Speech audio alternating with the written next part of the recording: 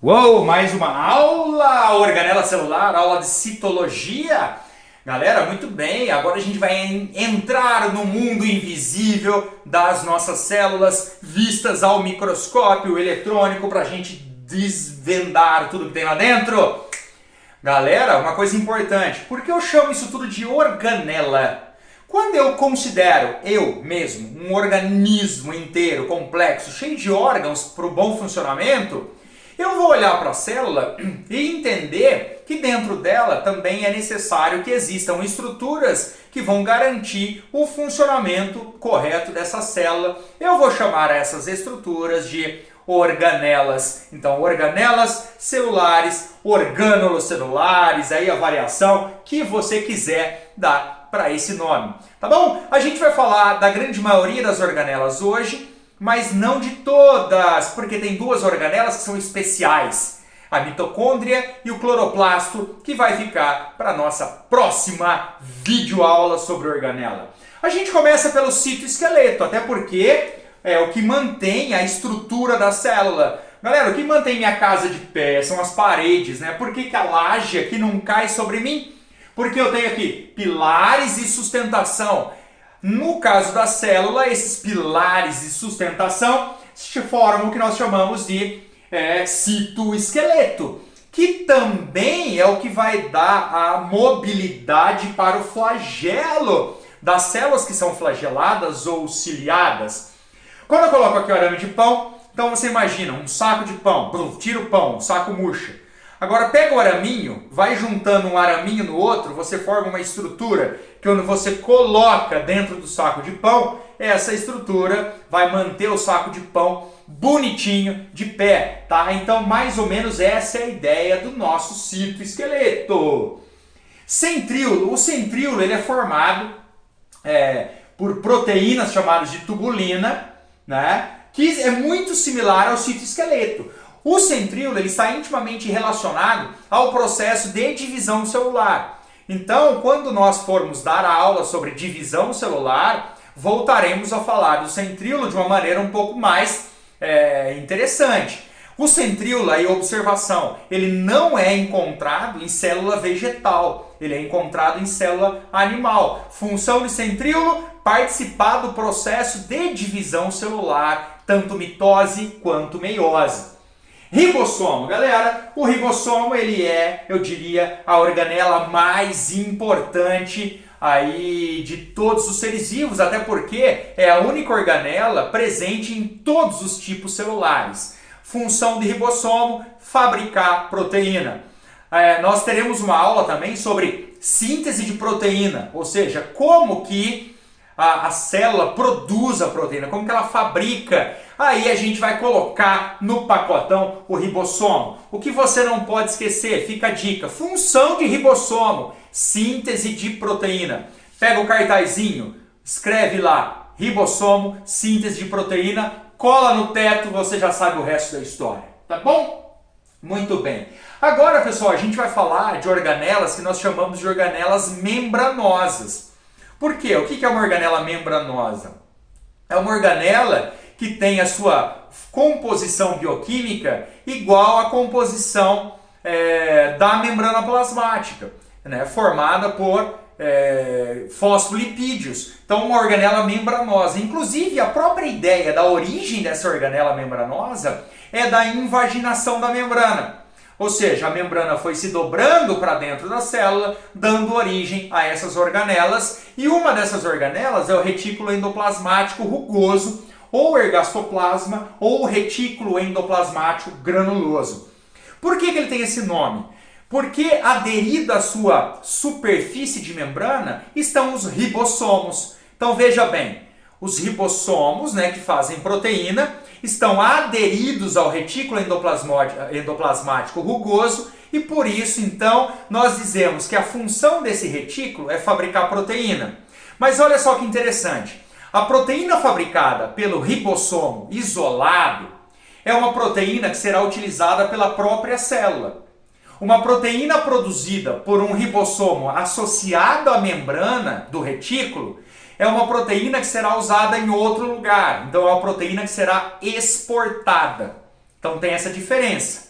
Quando eu olho para os dois retículos, então, para o rugoso e para o liso, como que eu sei diferenciar? Visualmente é pela presença de grânulos de ribossomo.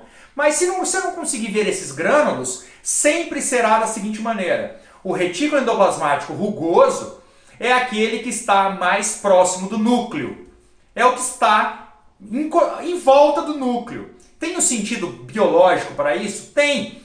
Porque a síntese de proteínas ela é organizada pelo nosso DNA. E esse DNA, estando dentro do núcleo, é natural que o retículo endoplasmático rugoso esteja também próximo do núcleo para facilitar aí todo o processo de produção de proteína. Como não é o retículo rugoso que exporta essa proteína que ele produz, ele também vai realizar o transporte das substâncias por dentro da célula, tá bom? Então olha só para o desenho aqui. Esse é o desenho. Então tem o núcleo lá bonitão, o retículo, tudo isso é retículo. Mudou de cor só para você conseguir visualizar melhor. Mas a diferença entre o retículo liso e o rugoso são os grânulos de ribossomos aderidos à sua membrana, que não é encontrado no retículo liso. Como eu falei também, perto do núcleo, né? Para facilitar aí a síntese de proteínas. Retículo endoplasmático liso. Eu já falei, não tem ribossomo na membrana. Lindinho. Funções dele. A principal, fabricar lipídio. Fabricar lipídio, isso mesmo. Nossa, mas eu produzo gordura? Ué, um exemplo prático é que os nossos hormônios sexuais, eles são lipídicos. Ou então o que a gente tem que entender é o seguinte, que a quantidade de organela em cada célula está intimamente ligado ao papel biológico que essa célula desempenha.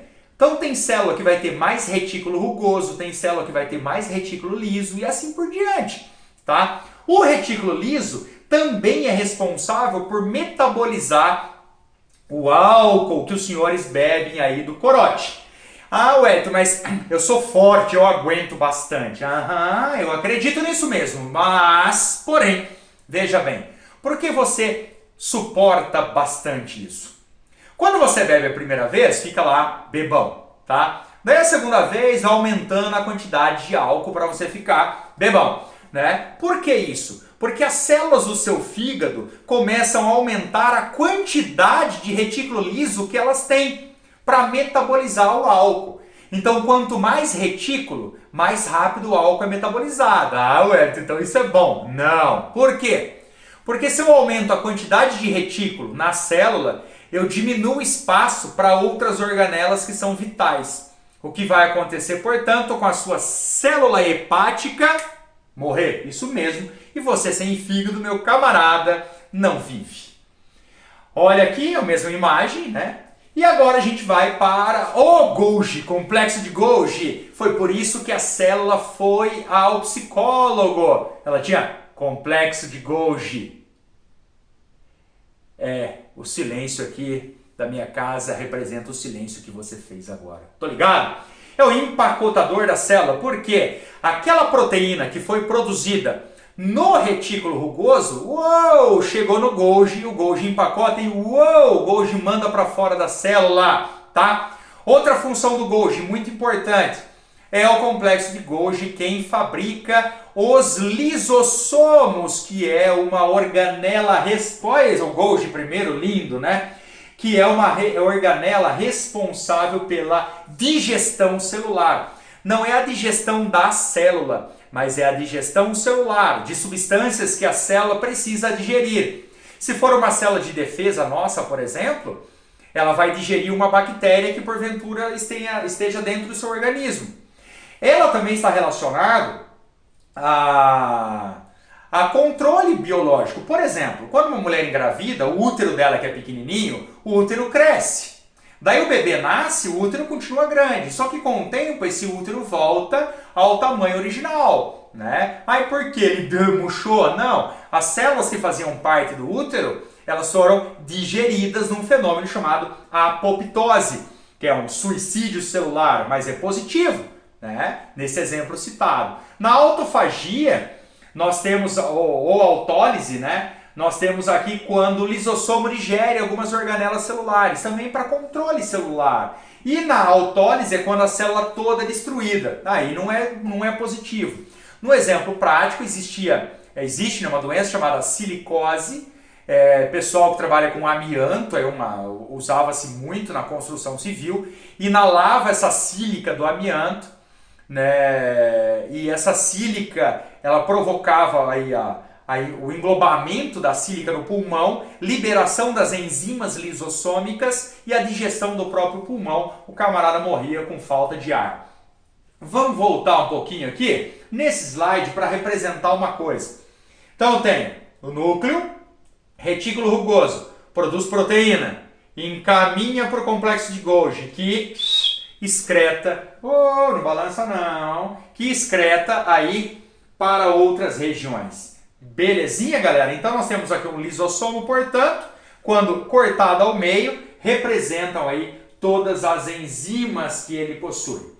Os peroxissomos, né, eles são encontrados aí também em algumas células, têm como principal função degradar a água oxigenada resultante do nosso metabolismo. Por isso que quando antigamente você fazia um machucado e colocava-se água oxigenada, ela borbulhava, porque a enzima do peroxissomo digere essa água oxigenada. O etanol, 25% é peroxissomo, 75%, portanto, retículo liso. Os vacúolos que são presentes nas células vegetais, eles podem servir como controle osmótico, né? Regula a quantidade de substância que entra e sai da célula, ou armazena pigmento. Então, por exemplo, a beterraba, imagina a quantidade de pigmento que tem uma beterraba, uma cenoura, qualquer planta que seja colorida.